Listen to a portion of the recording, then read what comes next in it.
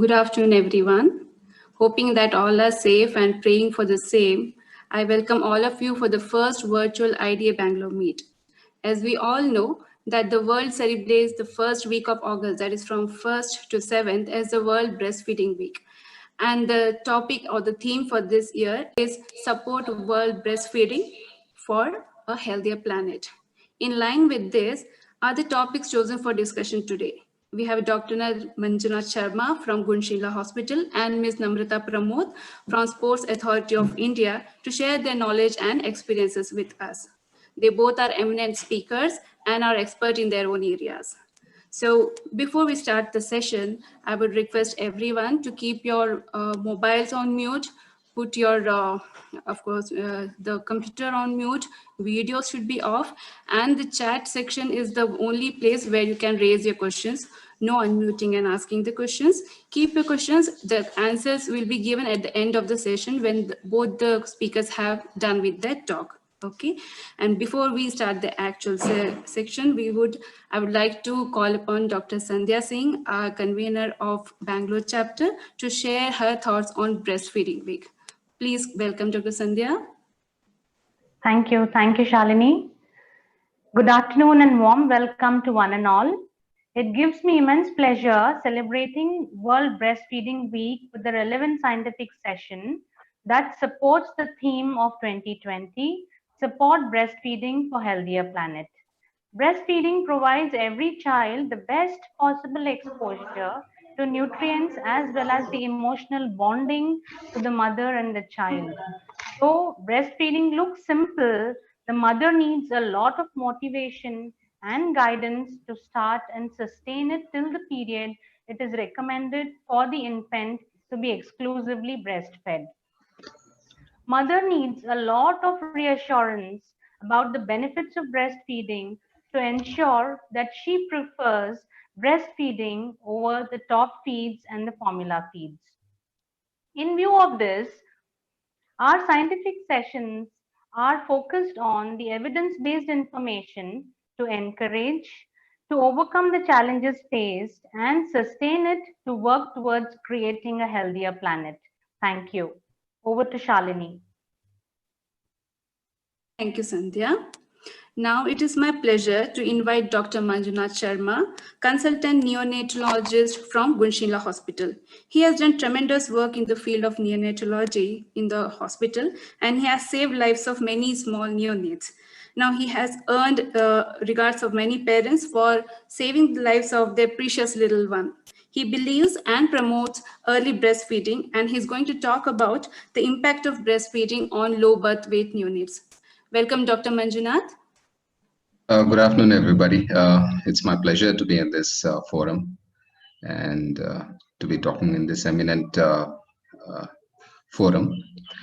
So it's very important for every mother, not just for the preterm and the low birth weight babies, to start the feeding as early as possible.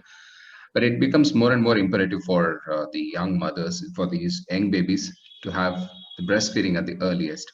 So let's go for some of the slides which are prepared for this class.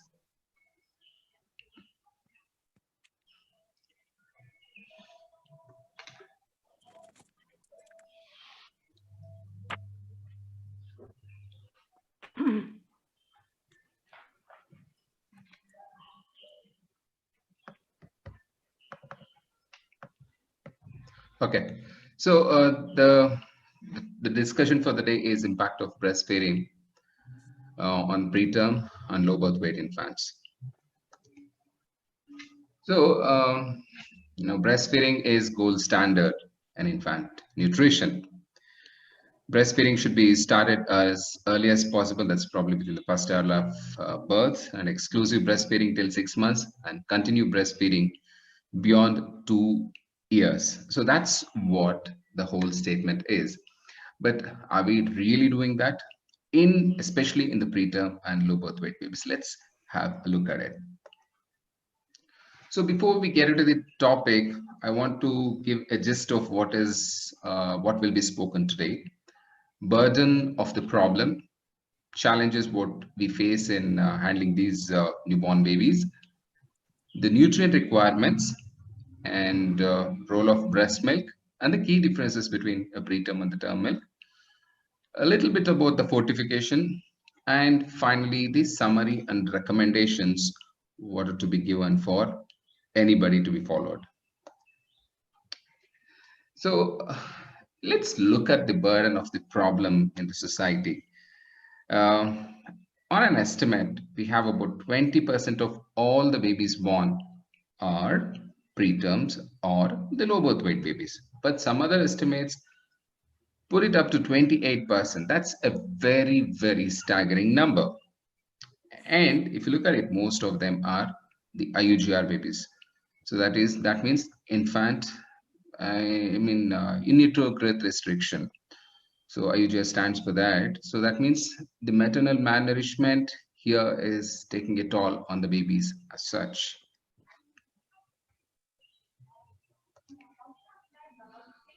So if we analyze the whole thing, the birth weight is the single most important marker of adverse perinatal and neonatal outcome. They're responsible for nearly 80% of all the newborn deaths. Those babies who have a low birth weight or born preterm have a lot of neurodevelopmental sequelae. They also have the risk of stunting. They also have the risk of atherosclerotic coronary artery diseases or type 2 diabetes mellitus. So low birth weight is also a major detriment of malnourishment during infancy, because over 40% of low birth weight babies are malnourished at the age of 1 year. So Ramalinga Swami, who was the director of ICMR, said that there is no indicator in human biology which tells us so much about the past events and the future trajectory of life as much as the weight of the infant. That important is this weight of a newborn. So this is a increasing problem, and it's just not limited to India, and it's truly a global problem. Over 15 million preterm births happen every year, and they are rising. Occurrence in both developed and developing countries, and highest prevalence in Asia and South Asia, Africa and South Asia. I mean, this is a picture taken from the WHO fact sheet in 2019. It says the distribution of these preterm neonates born across the world. And let's look at some of the key challenges what we face today. We have the gastrointestinal, immune system, renal system, skin barrier, and the respiratory system. All these are precarious in a preterm neonate, and also the low birth weight child. So in the gastrointestinal system, we have the mucosal barrier function and the immune responses, and the immature and inefficient gastrointestinal system will be seen. Many of the enzymes, which include the gastric and bile acids and hormones needed for the protein, lipid, and the carbohydrate digestion and absorption, are insufficiently mature. And the esophageal sphincter is inefficient. The gastric emptying is slower, and the intestinal motility is disorganized. And we all know that the respiratory system of the preterm is not fully developed. And the most important thing is the immune system, reduced innate as well as the acquired immunity, and limited maternal antibodies which are transferred through the placenta. And of course, we have the immature renal system and the skin barrier, which is not fully efficient.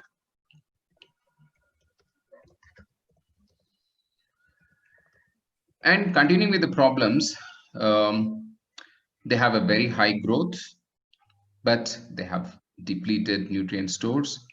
They also have decreased or incomplete gastrointestinal maturity.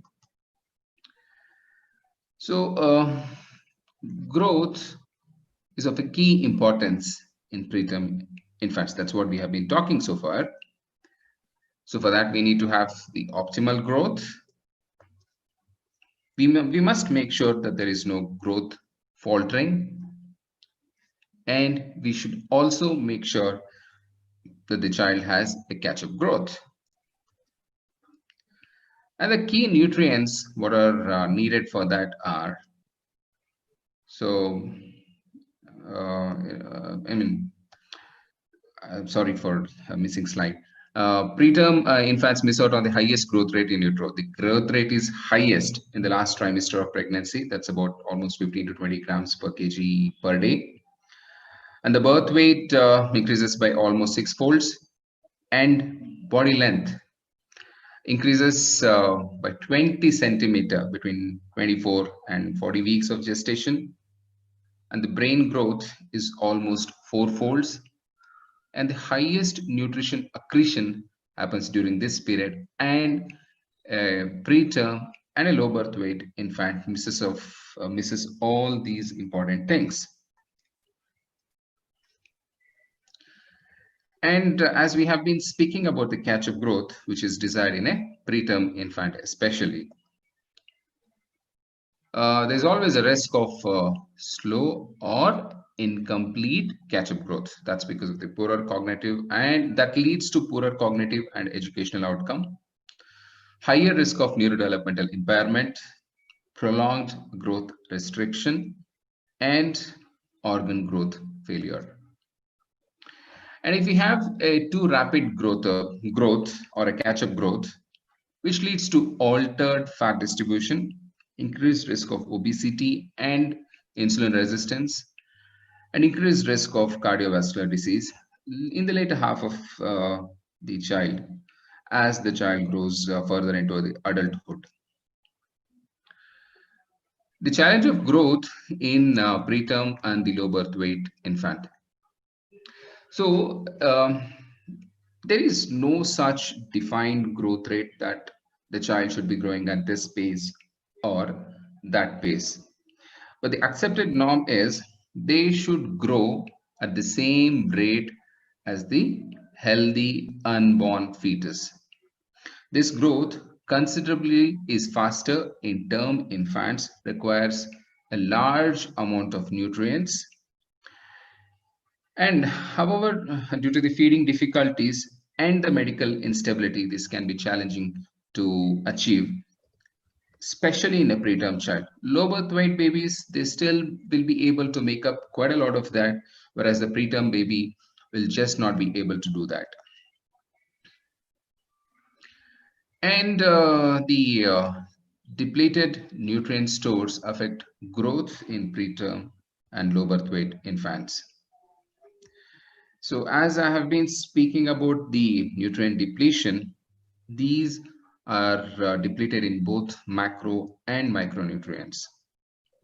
And we also have the gastrointestinal immaturity, which importantly leads to poor digestion and absorption, as well as disorganized intestinal motility. So that was about the growth. If you look at the calorie requirement, it's, I mean, Espegan says it's anywhere between 110 to 135 kilocals per kg per day. Koletsko in his study mentioned it's the newborn would require about these preterm babies would need anywhere between 110 to 130 kilocalories per kg per day.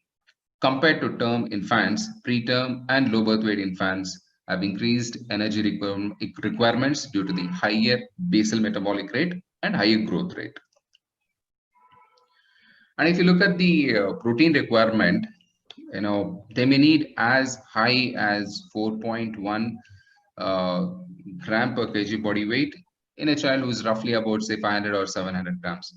But if you look at as the child grows in its weight by about 1800 or 2000 grams, the requirement considerably comes down to somewhere about 2.6 grams, which is fairly accepted.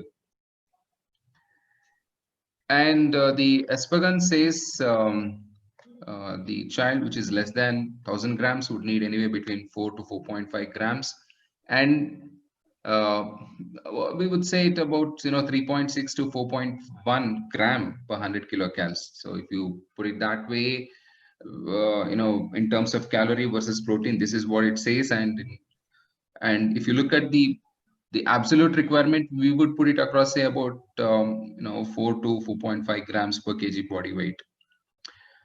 And for a child which is a little bigger, say about 1000 to 1.8 kilograms, the requirement just comes down to about 3.5 grams and roughly about 3.2 to 3.6 grams per kg, or rather per 100 kilocals. So which is a fairly accepted thing, or rather this is what we intend to follow in our NSU care as well. So there is high protein turnover and synthesis in these newborns, which is needed for the rapid growth, which is quite understandable. And these proteins are of very much importance because of the essential growth, and they also lead to overall development. And if the energy availability is limited, the protein and fat is used as the energy source. And the functional and structural components of all the cells are made up by the proteins. And sufficient energy and other nutrients are needed to allow protein to be used for tissue building. And we will look at some more important components of the breast milk, and that is the LC-PUFAs, vitamins, minerals, which are needed for the preterm and the low birth weight infants. Compared to term infants, preterm and low birth weight infants have increased calcium and phosphorus requirements, higher needs for vitamins and minerals, and higher fluid needs. We would say about 50 to 25% higher due to the insensible water loss through the immature skin, and higher ratio of surface area to the body weight. So to mitigate that, what we do in our NICUs is to wrap the arms, body, everything with a plastic paper. That's called as a cling wrap, so that less and less water gets lost from the skin of the baby. And we'll come to the most important part as a part of the breastfeeding week: human milk. That's the preferred nutrition for these preterm and the low birth weight infants. They are rich in bioactive and materials. They are immunomodulatory factors and high quality nutrients which are needed for these supporting the immunity, intestinal microbiota development, and neurodevelopment and feeding intolerance. All these are much better with the human milk. That's the mother's milk. See, before we go to the next section, I want to tell one thing for everybody who's in this seminar, or rather webinar. Mother's milk is just not species specific. They are individual specific. That means that is customized for that baby. That mother produces what is needed for that baby. So Indian mother's milk is different from an American or a Chinese mother. They are totally different. It's not the same. So you cannot go on using what's available everywhere. So that's not the whole purpose of breastfeeding. That is just not the species specific, but the individual specific breast milk is produced. So that is what is to be kept in mind. So in practice, when we are practicing in our NICUs, many mothers, because of the stress factor or whatever reasons, if they're not able to produce milk, what we consider at that point is a donor milk. So that is the next best alternative when the mother's milk is not sufficiently available. The pasteurized to reduce the risk of infection, and but the limitations of these donor milks are, so the pasteurization inactivates some of the nutritional elements of the human milk, but preserves some of the beneficial effects, less rich in nutrients than preterm mother's milk, and processing reduces fat and protein amounts. All these things have to be kept in mind. Mother's milk exclusively is the breastfeeding, but in case of unavailability, we may consider this as the next best alternative. And let's look at the key differences between the preterm human milk versus the term human milk. So I know it is not the purview of this class, but still I would want to give as much as information as possible for those who are listening to this class. And what preterm milk has is higher levels of distinct bioactive molecules like the lactoferrin, which is a antibacterial. This acts as an antibacterial agent, and the protein content is significantly higher. So what that leads to is better brain growth and later cognitive function. And if we analyze this a preterm mother's milk to a preterm mother's milk, protein levels match up by the end of 4 to 6 weeks. What that means is a mother who has delivered at 28 weeks does not produce the same kind of milk what a 32-week mother does. So it's a different milk. As I said, it's just not species specific, it's individual specific. Let's keep that in our mind. And the preterm human milk also has higher levels of the epidermal growth factor, which is critical factor in decreasing the risk of NEC, that is the necrotizing enterocolitis, which is a very dreaded condition. This is one of the most common conditions what we see in our NICUs. And EGF is needed for maturation and healing of the intestinal mucosa, and it's needed for the DNA synthesis, cell division, absorption of water and glucose, and also enhances the protein synthesis. This epidermal growth factor, what it does is this much. So a preterm milk has all of this. And if you look at the carbohydrates, there are dramatic increases shown in the preterm milk. So lactose is the primary sugar what is seen in the milk, and that's how we get the lactogen or any other name for that. And the low birth weight infants actually absorb greater than 90% of lactose in human milk. Callan et al. In his note has said that unabsorbed glucose, or rather, sorry, unabsorbed lactose from the human milk feeding creates a softer stool consistency.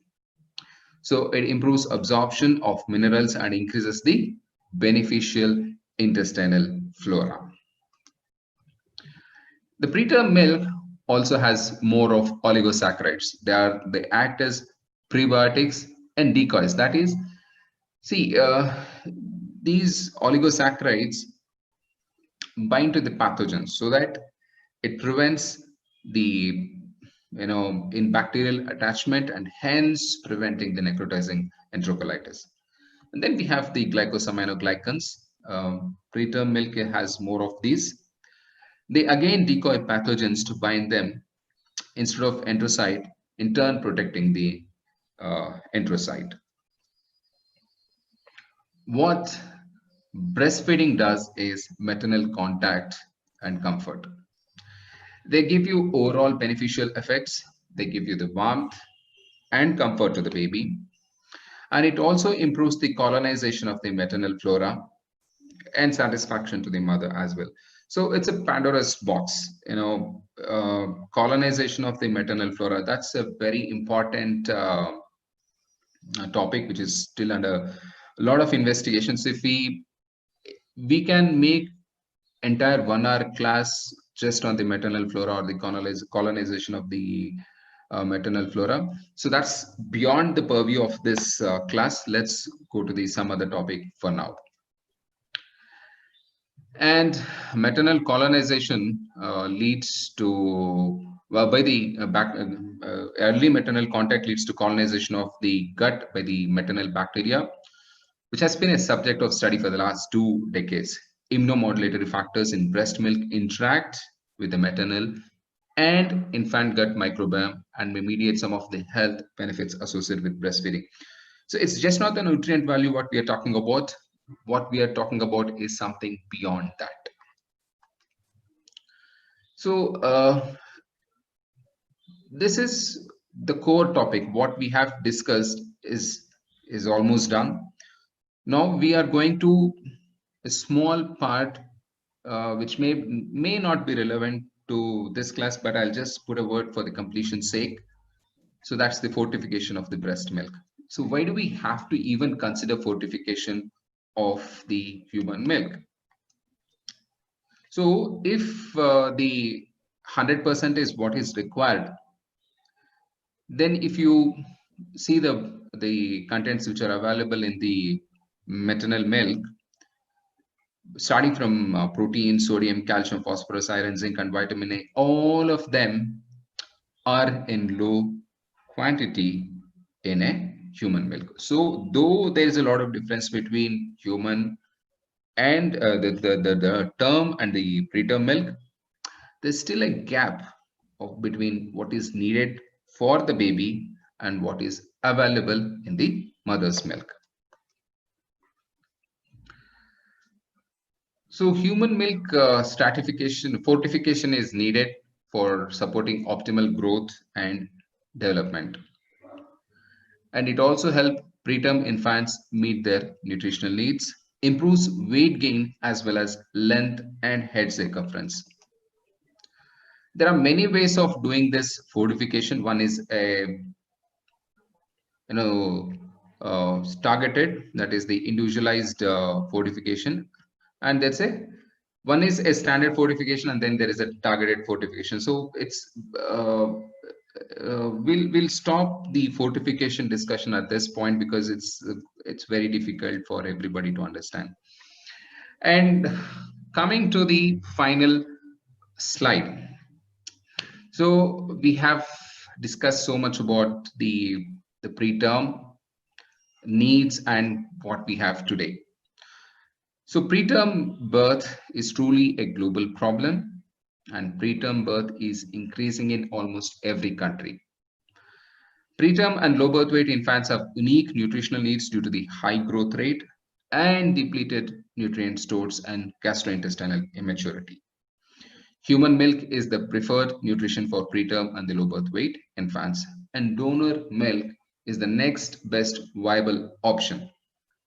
Human milk fortification is necessary to meet preterm infants' nutritional needs and to support growth and development.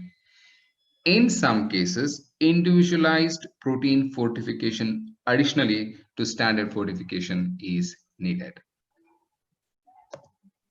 So thank you for giving an opportunity to talk in this elite forum. Thank you so much, Dr. Manjunath. You told us quite wonderful things about that mother's milk is just not species specific and also individual specific. There are quite many interesting things that we got to know. And also that the difference between the composition of a preterm mother's milk and a term mother's milk. Thank you so much for the talk. Now I invite upon Ms. Namrita. So Ms. Namrita Pramod is working as a sports nutritionist in Sports Authority of India. She is a postgraduate in nutrition and dietetics, a registered dietitian, a certificate holder in nutrition and child care, diabetes care, and sports nutrition.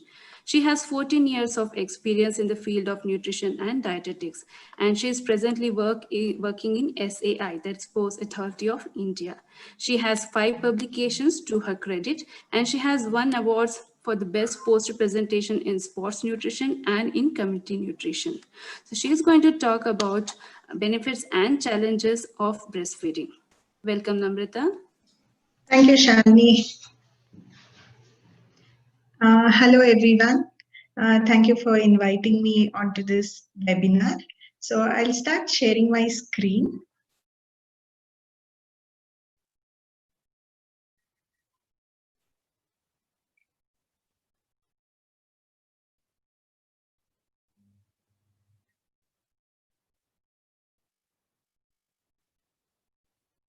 So today my topic is about benefits and challenges in breastfeeding, and I would like to thank Dr.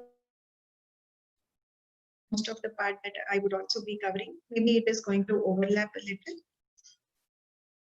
So what does actually breastfeeding mean? It means a normal way of providing young infants with the nutrients they need for a healthy growth and development. If we look at the recommendations, which already the doctor also has told, we would always look at early initiation, that is within 1 hour of birth, exclusive breastfeeding for the first 6 months of life, and continued breastfeeding up to 2 years of age or beyond. So the World Breastfeeding Week is usually celebrated from August 1st to August 7th every year. And the reason for celebrating World Breastfeeding was the WABA, that is the World Alliance of Breastfeeding Action, WHO, and UNICEF. All of these thought that breastfeeding needs to be given utmost importance because it is one of the factors that would lay an early foundation of good health for the newborns. And this year, when we are talking about breastfeeding theme, this focuses on the impact of infant feeding on the environment and climate change, and the imperative to protect, promote, and support breastfeeding of the health of the planet and its people. Especially with the pandemic of COVID going around, this is one of the questions that would come across to anybody who would probably support breastfeeding. When we talk about breastfeeding and breast milk, we say it is very important and it is the foundation stone of immunity for the newborn. Having a positive, COVID positive mother, is it possible to feed the baby? WHO again takes a stand here and says it is definitely possible. The only thing the mother needs to practice is adequate or good respiratory hygiene practices. So when we scale up breastfeeding, what can we do? We can prevent 20,000 maternal deaths annually, 8,23,000 child death annually, and also it can cover a lot of economic losses, that is about $302 billion. So doctor has already told that the breast milk is different. It is and it is animal species specific. And also when we talk about milk, there are a transition in the breast milk that happens. The first and foremost thing is the colostrum or the early milk, which is produced pregnancy till 4 days after delivery. It is rich in antibodies. The next milk a human produces in between 4 to 10 days of delivery. This is comparatively lower in protein than the colostrum. And the rest, after 10 days, the milk that is produced is called as mature milk, and this is produced till the termination of breastfeeding. So doctor was talking about changes of breast milk composition. It is also that the breast milk composition varies during each session. As we say, this is a Pandora box. The benefits cannot be put in a single session and said this is what happens. Similarly, the breast milk customization happens by itself. The breast milk composition, the initial milk is quite watery, milk or the initial milk. By the end of the session of the single session of the breastfeeding, the thicker milk comes out, which has 50% more fat, and this is also called as the hind milk. So whenever we are educating the new mothers to feed, we always say feed from a single breast completely and then change over to the next breast if required. So the composition of human milk, again, it varies. If you look at this slide, it says that the protein in the colostrum milk is about 7.5 grams, whereas the transitive milk is 2.5 grams and mature milk is 1.1 to 1.5 grams. Similarly with the fat, carbohydrate and calories also. How much ever spoke about the importance of colostrum is very less. It is very, very important. So the colostrum is the thick yellow secretion that is first feeding for the infant. In fact, it is the baby's first immunization even before we start the other immunizations as such. So the benefit of colostrum also helps in passage of meconium, which is the first tool of the neonate. It is very, very high in antioxidant. It is lower in water-soluble vitamins than mature milk. It is also higher in fat-soluble vitamins, protein, sodium, potassium, and other immunoglobulins than mature milk.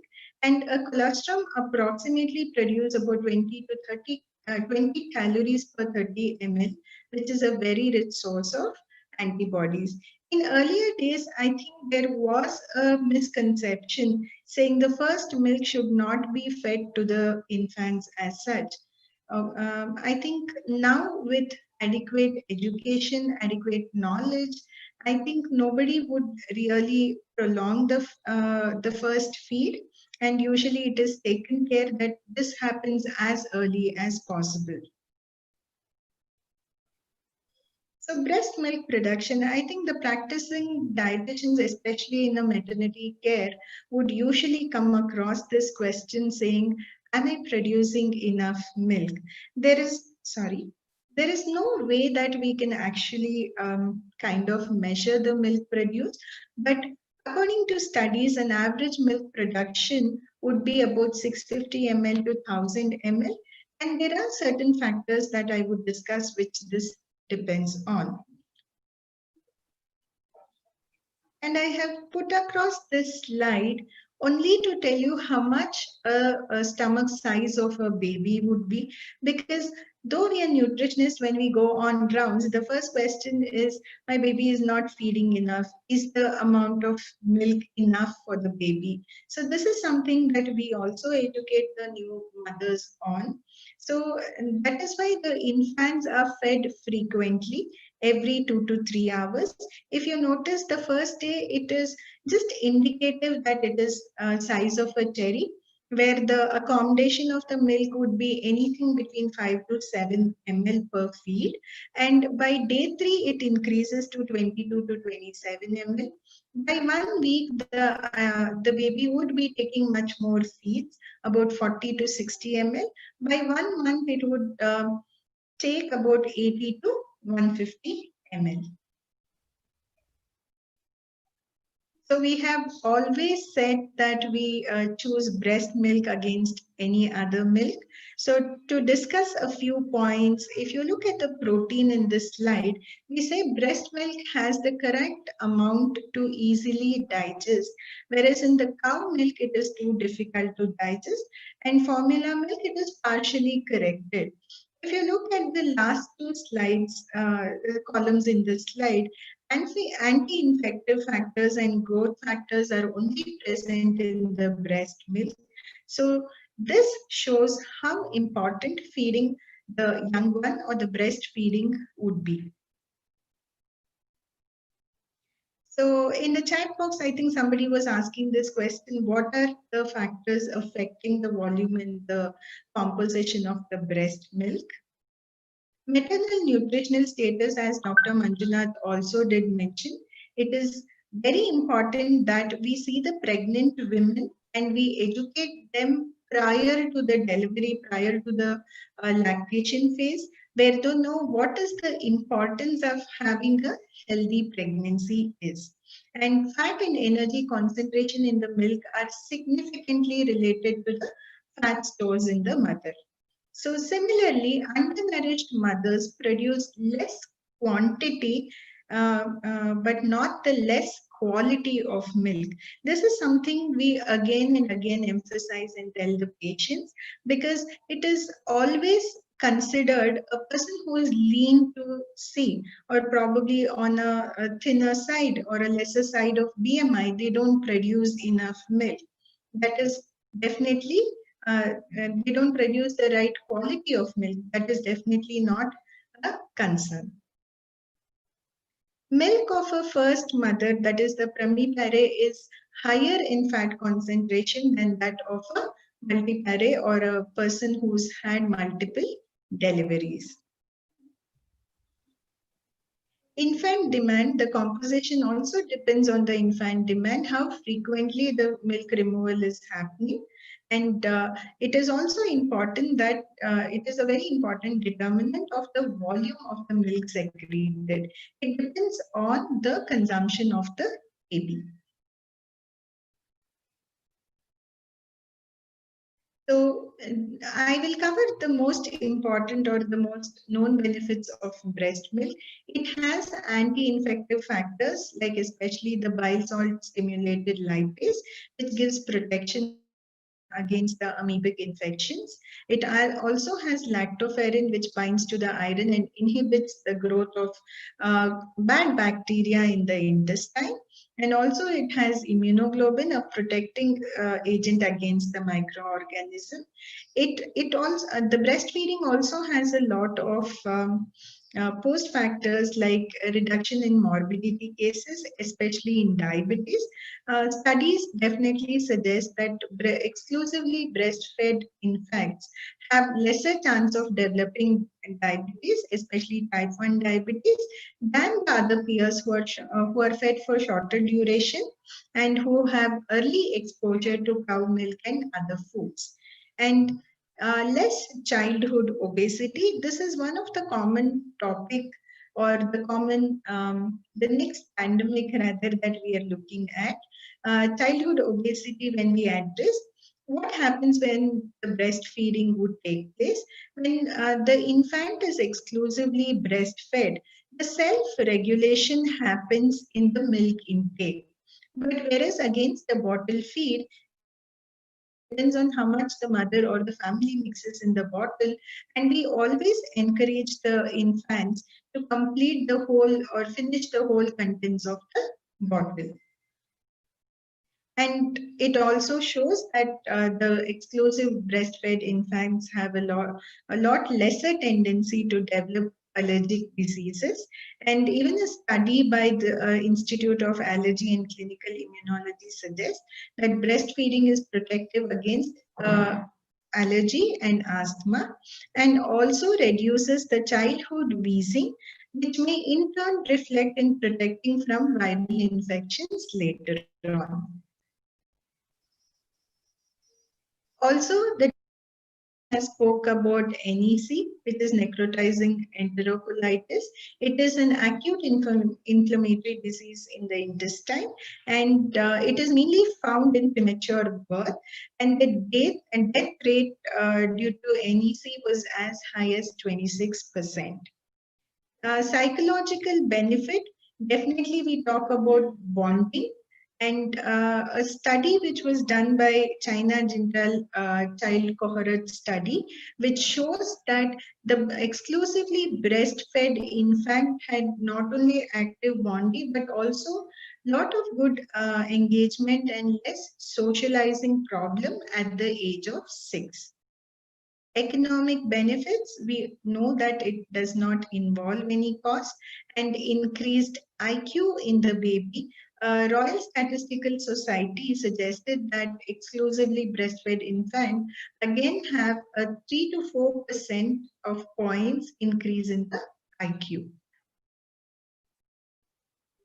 So we don't only talk about the breastfeeding benefit of the baby. There are a lot of benefits for the mother also. This can delay the return of fertility through lactation amenorrhea. It relaxes the mother through the release of oxytocin and prolactin. It aids in weight loss as it is nutritionally challenging. It has less risk of breast cancer, ovarian cancer, and endometrial cancer. Breastfeeding diabetes mother require less insulin, and also it reduces the risk of postpartum bleeding. It is also a cost-effective way to feed the infant.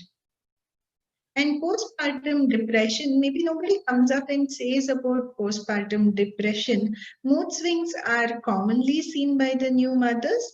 So with exclusively breastfeeding the baby, the comfort factor reduces the postpartum depression, and also it gives a feeling of completeness. So here are a few common breastfeeding challenges that a new mother would face. Sore nipple or tender nipples. So when the mother is not able to feed the baby properly, or when the baby does not latch on properly and feed itself, this is a common condition that happens. Inverted nipples, this can be taken care up to an extent.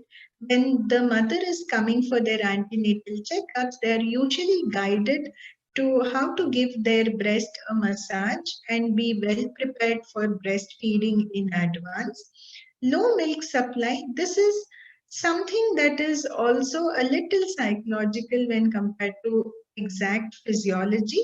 So whenever we as dietitians advise, we tell them to have lot of liquids, because definitely breastfeeding also leads to a lot of dehydration and it is nutritionally challenging. Cluster feeding and growth spurt.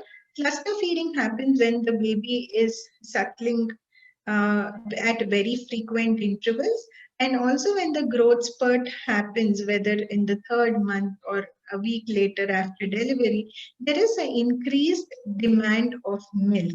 So if the mother is eating well, a good balanced diet, adequate with lot of liquids, I don't think this would be an actual challenge as such.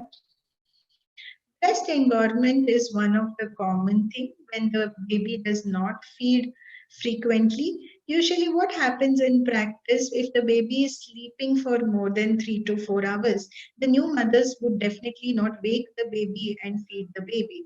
Whereas we as professionals, we always tell them to wake the baby and involve them in that is also a common problem. This can be taken care in the later stages of pregnancy. Fungal infections are something that are recommend. Sorry, we always recommend them to follow good hygiene levels. And postpartum depression or sadness or complete attention diversion from oneself to the newborn would also be a challenge in breastfeeding. And exhaustion is something, they're up through the night, they're feeding throughout. So this can also be an actual challenge in breastfeeding. So this is one slide I wanted to pitch in and tell you how the latching should happen properly. Because when you have a sore nipple, you don't breastfeed the baby well, and when the baby is crying too much, usually they approach the sisters to give them artificial feeds. So this all can be prevented if you know the latching well. So the complete areola has to be into the mouth. It is not only the nipple.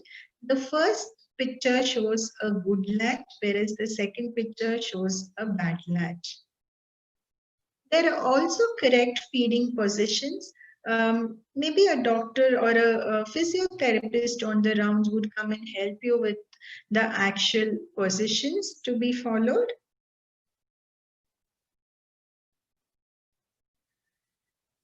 So whenever there is a challenge to give direct breast milk, you can always, in cases of cleft lip syndrome or Down syndrome, a manual massage or a breast pump can be used to express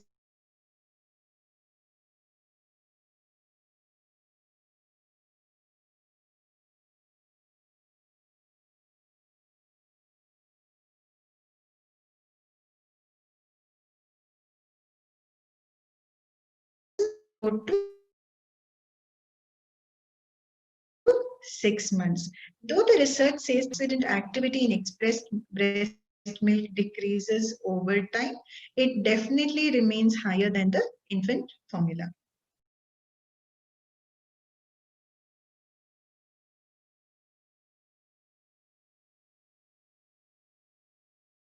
Comes to food, telling them and convincing them why they should be eating all kind of food becomes a challenge for us. So these are a few practical problems that we face. One is the family size. Even a study from Texas Women's University showed that breastfeeding occurs within the content of extended family in which grandmothers bring their own infant feeding practices, especially with the nuclear family. Most of the time we see confused parents of the newborns. They don't know what to do. They don't know how much to feed. It is a new situation for both the young one and the young parents. So a family size or an extended family would definitely help against the nuclear family. Or it is always good to pitch in good educated, adults who can come, mothers or grandmothers who can come in with a lot of experience and tell or guide them how to feed the young ones. Lack of knowledge is something that we always come across. A Lancet study in February 2016 showed the importance of breastfeeding in low income and middle income countries is well recognized. But in high income groups, though the knowledge is there, they do not really feed the young ones. Also, traditional beliefs like I already mentioned, the colostrum was not fed to the infants in early days. Now the beliefs are changing. Worry about body shape and contour also. So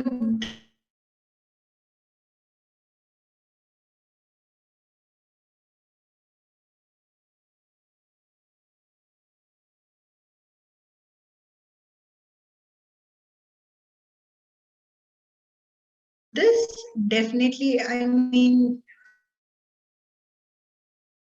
a market that is there for breast milk supply. If you look at the numbers in the slide, the sales in 2014 of almost $44.8 billion shows how large the industry is for competitive infant feeding.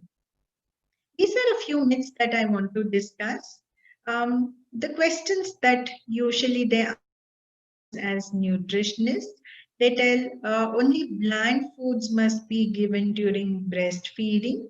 So we always educate them and say that the food that they eat have been digested and before they get into the breast milk production, and potentially upsetting elements have been broken down. In other words, very simple example is if a mother eats a dal or a cabbage, the baby does not have gas. The gas that is caused for the baby is due to the kind of feeding, because when the baby is sucking the breast milk, it takes in a lot of air, and this is also called as aerophagia, and that is why the baby passes a lot of gas when compared to the adults as such, or the toddlers as such.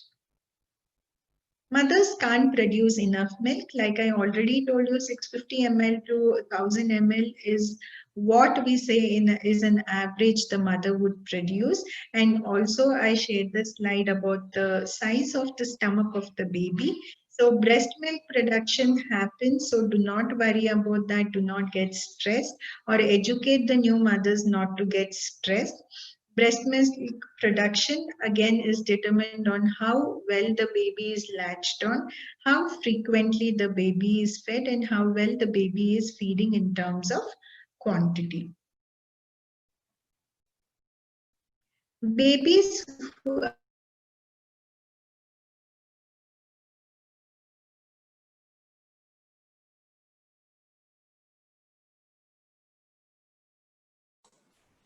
I'm sorry to interrupt, Namrita, but I think that this is also one of the questions. Exclusively breastfeed, the babies become very clingy and they don't allow them to get back to work. So all babies are very different. Some are clingy and some are not, no matter how they are fed. And I already discussed this. Will breastfeeding cause the breast to sag? In reality, droopy breasts are a result of pregnancy because hormonal changes cause ligament underneath them to loosen and stretch. Thank you. If there are any questions, me and doctor would take it across. Thank you so much, Namrata. Thanks for taking us through the benefits of breastfeeding, the common challenges, the myths during breastfeeding, and also supporting it with the research work. Thank you so much. And now the questions will be taken up for Dr. Manjunath and for Namrata. First, I have few set of questions for Dr. Manjunath. Yes, please. Yeah. Doctor, the first question is, what would we say to the Indian practice of dyes who feed the baby if the actual mother can't, for some reason, if the actual mother cannot feed the baby? Well, that's called as a wet nursing. That's practiced in some parts. But as I have been saying, it's just not the milk what matters, it's the mother also matters. The direct breastfeeding by the mother is the best option. If that's not happening, that's the next best option. Oh. But it all comes with some caveats, You cannot say that they don't have any issues. They may be having some infections or a cracked nipple or what sort of problem that person has, it's impossible to comment. So as far as possible, mother's milk is the best thing. In an unfortunate situation, if the mother is not able to feed, that's probably a next better option. I cannot say it's bad option, but that's not the best option, by the way. Okay. Doctor. Nutritionally, yes, it still does its job. Nutritionally, it's still fine. Right. So the next question is, what factors influences preterm and full-term milk? Oh yeah, well, it's the mother, it's the gestational which makes the difference. Right. So a full-term mother produces a different kind of milk in comparison to a preterm child, the preterm mother. So it's not the nutritional part, it's the gestational age which makes the difference. Right. Okay. What's the upper weight cutoff at birth? 2 kilos. Okay. Any child who is born underweight, we have to fortify the breast milk. But we stop fortification by the time when that child reaches 2 kilos. That's the time we say we can stop the fortification. Okay. So the next question is, why to fortify human milk? Is it because it is preterm? To a certain extent, yes. As we discussed, the preterm milk may not have all the nutrients. To suffice that, we need to do. See, as I have been saying, the accretion of the nutrients happen in the last trimester. And if that child, in any case, has happened to have missed it, so we need to do that. So it is needed. Okay. What is the difference in the gut microbiome of a breastfed infant versus a bottle-fed infant? Does it affect the child's health in adulthood? See, it's too intricate, too complicated. I don't think I'll be able to answer that question. It's a simple question, but answer is very difficult. But the best thing, what should be done is to feed the baby directly, mother to latch on to her breast. So that's when the gut microbiomes go into the baby. So the colonization is seen as early as 6 hours after breastfeeding.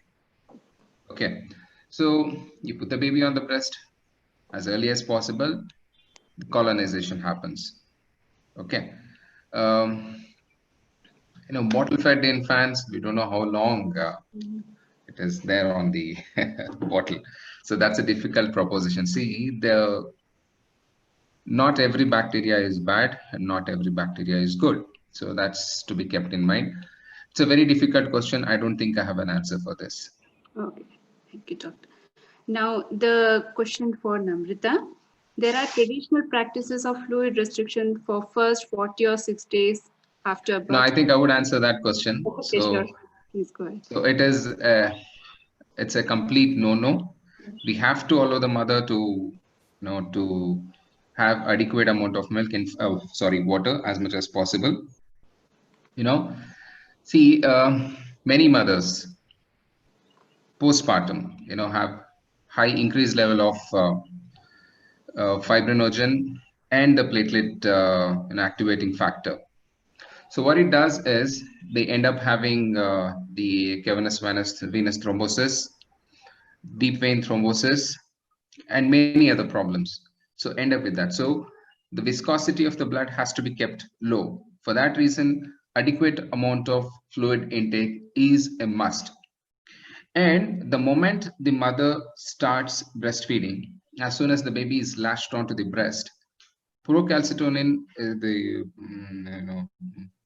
what is that hormone? Okay, so some of the hormones which are required for the ejaculation of the breast milk, which is needed, they demand milk, they demand water.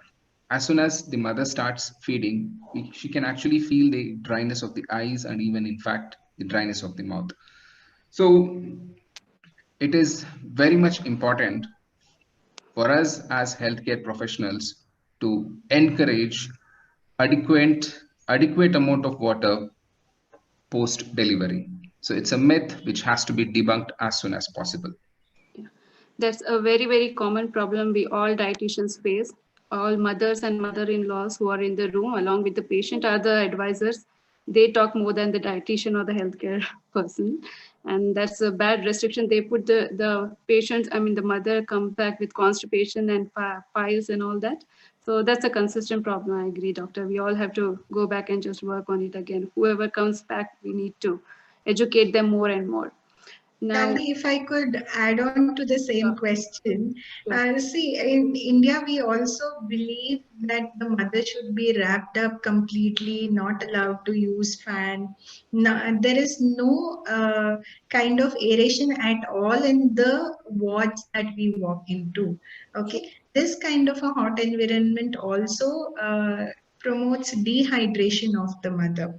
So first of all, the family does not allow them to drink enough amount of water or any kind of a liquid as such. And again, along with that, there is a dehydration, physical dehydration also happening. So like Dr. Manjunath said, it is very, very important that we as nutritionists also promote this kind of, we debunk the myth and say that it is very important to have adequate amount of water. Right. Namrata, there's one more question for you. Does breast milk have flavors from the food the mother eats? See, I think this is mostly a belief or a myth as such. I think doctor can support me with that. They don't come in any flavors as such. Well, if the mother has too much of garlic, the child refuses to drink the milk. So that could also... That's a takeaway. So it's possible that some of the smell is a little obnoxious. So keep it moderate. So it is also the personal hygiene that actually plays a role more than the flavoring of the milk. Okay. No. That's what I said. If the mother has too much of garlic or something which is, say, asafoetida or even this garlic, the child refuses to drink milk. Okay. So these are very strong odorous elements. They are pushed to the breast milk, and some of that may not be tasty. Let's clear some more things. Breast milk is not consistent throughout. Okay.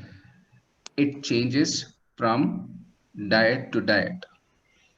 If the mother has something which is nutritious, of course, it's an ultrafiltrate from the blood and not coming from the gastrointestinal system. It's an ultrafiltrate and which is secreted.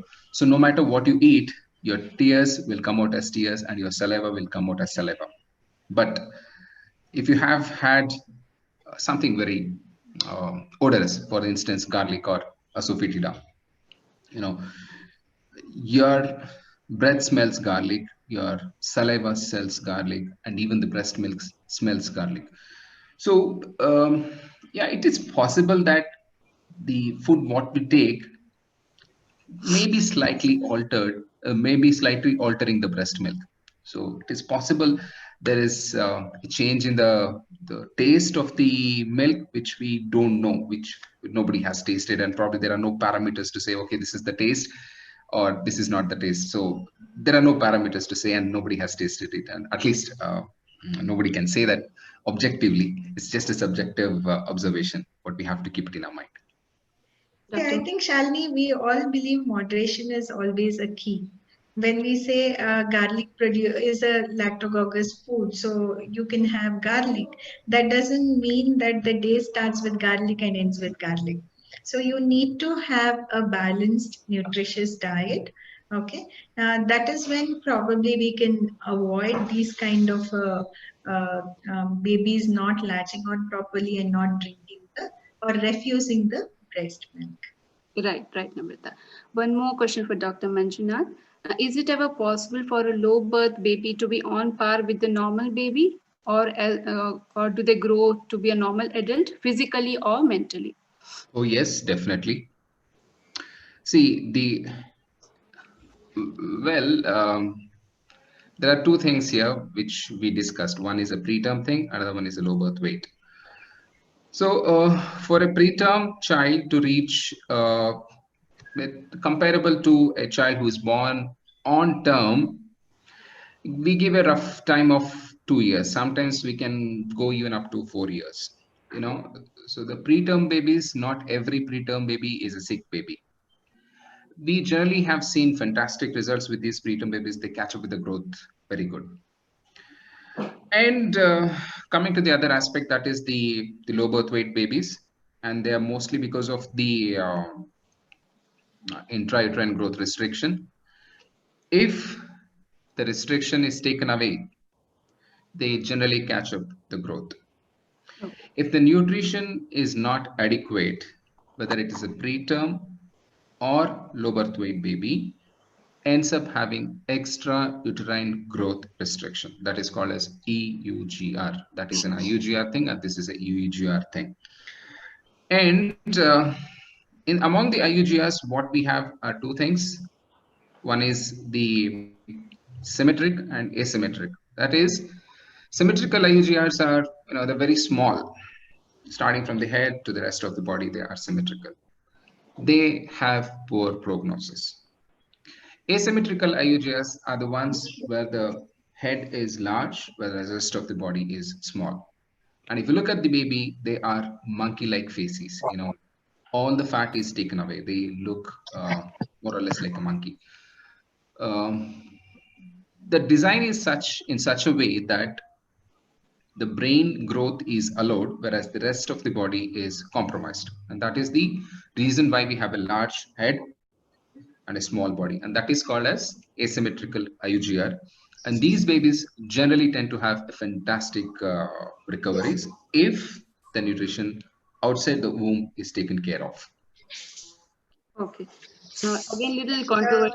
Shali, 1 minute. I think Dr. Manjunath would agree with me when I say that it is also the upbringing that happens. See, So I'm talking about the nutrition part. So there are three factors which are involved in the growth of a child. One is the genetics, nutrition, and third thing is the emotional support. So all three, provided the genetics support the child, and if the nutrition supports, the third most important factor what comes to play is the emotional support. See, many children who come to me who are raised in foster care, as soon as they're brought out of the foster care and they're given to an adopted parent, they have a stupendous growth. You know why? The emotional component is so much compromised in a foster care. As soon as that part is taken care of, a child does beautifully. Now you have to see the evolving. They just blossom right in front of your eyes, and it's a beautiful thing to see. I mean, I definitely support your word, Dr. Namrata. No, sir. What I meant to say is, usually the parents of a low birth weight baby or a preterm baby are more cautious. So even if the baby is acting normally, feeding normally, they want to give that extra edge of support. And they don't really allow the kid to play around normally also. This is what I've seen through practice. So I don't know whether you agree with me or not. No, each parent is different. We have to accept that. Okay. Next, again, little controversial question, partly it's been covered. Garlic is a galactagogue, and in India, usage of garlic is very high. So what's your take on it? And Dr. also, Namrata already said it. It's just yeah, the moderation what is needed. yeah, yeah. And of course, I don't think this is also to be asked because any study to Garlic is just an additive. Okay, it is not the nutrient. Yeah. yeah, We have the other macronutrients to fulfill, whether it is the protein, carbohydrate, calcium, iron. Those things have to be taken more in consideration. It's just a stimulant. If And your production is less, if mother is getting adequate amount of breast milk, what's the need for a garlic? By the way, there's no need. next question is for Namrata. Can mothers consume citrus fruits during the breastfeeding phase? Because most mothers are not allowed to eat it.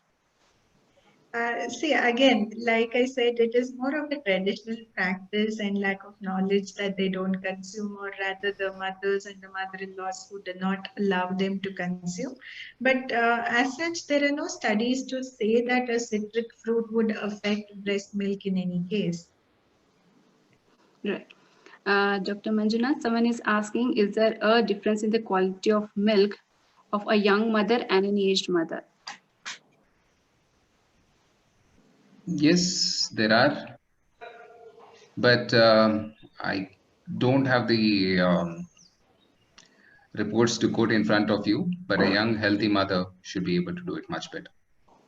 Okay. Okay. Beyond 40 years, our body starts degenerating, and if a mother is beyond 40 years, so I don't think anybody has done so much studies in detail, but I'll try to dig out this and get the answer for this question. It's an important question, but as far as I know, there is an answer which I don't have right in front of me. Okay.